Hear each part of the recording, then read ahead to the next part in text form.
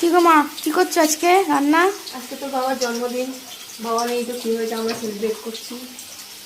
বাবার এখানে সেলিব্রেট করছে। এই আজকে চিকেন করছি। এই চিকেনটা আজকে আমার মায়ের রেসিপি করছি।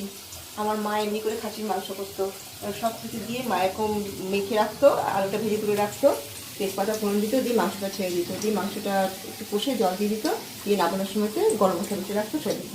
এই মায়ের রেসিপি ফলো করছি, সেই হিসেবে চিকেনটা করছি।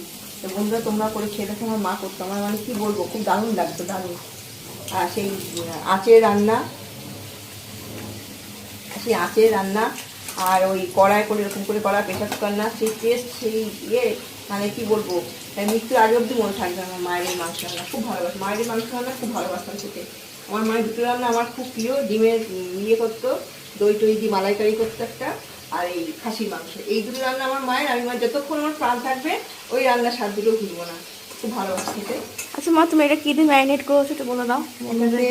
পেঁয়াজগুলো বড় বড় করে কেটে দিতে মা, সেটা দিয়েছি। মানে একটা বড় পেঁয়াজকে 8 ভাগ করেছি, চারটে চারটে করে। আর বড় বড় পেঁয়াজ, রসুন দিয়েছি 3-4টে মতন, বেশি ইয়ে বড় বড় শাশুড়ি চিপে দিয়েছি, মাকেও দেখতাম মা চিপে দিত।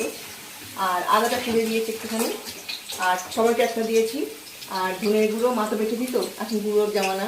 ধনের গুঁড়ো, জিরের গুঁড়ো, লঙ্কার গুঁড়ো, হলুদ, নুন, তেল। আজকে নুনটাকে দিয়ে দিয়েছি, অন্যদিন আমি মাংস রান্না করি, যে কোনো কিছু রান্না করি নুনটা পরে দিই, আজকে দিয়ে দিয়েছি। মাকে সব কিছু দিয়ে দিত মা, তেল তেল সব দিয়ে নেড়ে জল দিয়ে ঢাকা দিয়ে দিত, ব্যাস। এবার আস্তে আস্তে মাংস খাবে, সেই মাংস খেতে খুব টেস্টি হতো।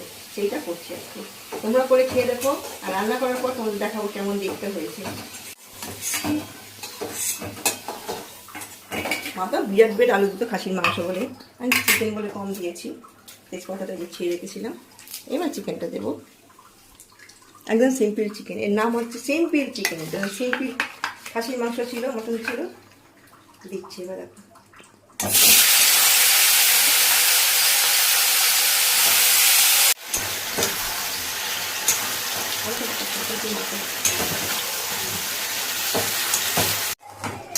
লাগছে না খাসির মাংস বন্ধুরা? চিকেন তো করছেই, দেখেছো তোমরা।